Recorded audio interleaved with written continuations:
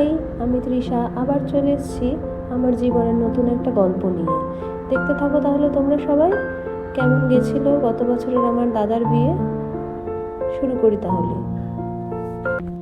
আমরা সবাই কাঁচরাপাড়ার বাড়িতে হই হুল্লোড়ে ব্যস্ত ছিলাম এবং সেদিন দাদার আইবুড়ো ভাত পর্ব ছিল। শুরু থেকে সবাই এসেছিল। হ্যালো সবাই, আশা করি তোমরা সবাই ভালো আছো। আজকের ব্লগটা আমাদের পরিবারের জন্য ভীষণ স্পেশাল, কারণ আজ হচ্ছে পরিবারের একমাত্র ছেলে, মানে আমার পিসির একমাত্র ছেলে আর আমাদের একমাত্র দাদা, তার হচ্ছে আইবুড়ো ভাত। আজকের দিনটা শুধু একটা অনুষ্ঠান নয়, আজকের দিনটা মানে ভালোবাসা, রীতি, হাসি, হুল্লোড় আর অনেক অনেক স্মৃতি। দেখতে পাচ্ছ সকাল থেকেই বাড়িতে কত ব্যস্ততা, কেউ রান্নাঘরে, কেউ সাজসজ্জায়, কেউ আবার ফোন হাতে নিয়ে আর কতক্ষণ লাগবে। এই ব্যস্ততার মধ্যেই কিন্তু সবচেয়ে সুন্দর জিনিসটা হচ্ছে আজ আমরা সবাই একসাথে। এই যে আজকে আমাদের হিরো, দেখো দেখো দাদার মুখের হাসিটা, একটু লাজুক, একটু উত্তেজনা, আর চারপাশে শুধুই আশীর্বাদ আর ভালোবাসা। এমন দিন জীবনে বারবার আসে না। গল্প দিচ্ছে আর এখন শুরু কথা, দাদার ছোটবেলার গল্প, আর মাঝে মাঝেই সেই কথা শুনে হেসে ওঠা। এইসব মুহূর্তই পরে সবচেয়ে বেশি মনে পড়ে। আর এখন আসল হুল্লোড়।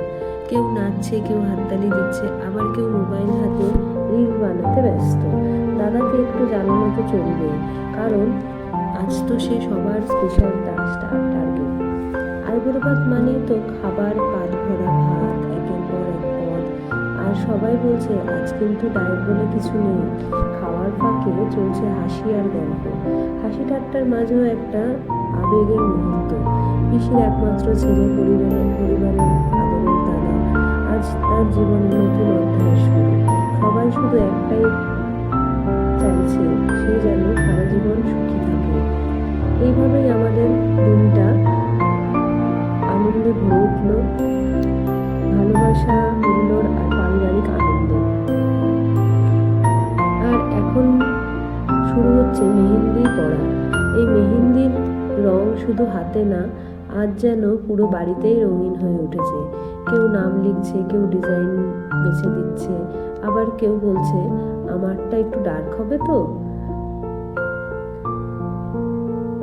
তাহলে অবশ্যই এই ব্লগটা তোমাদের ভালো লেগে থাকলে লাইক, শেয়ার আর সাবস্ক্রাইব করতে ভুলো না। আর কমেন্টে জানিও তোমাদের বাড়ির কোন অনুষ্ঠানটা সব থেকে মজার। আবার দেখা হবে নতুন ব্লগে, ততদিন ভালো থেকো, বাই।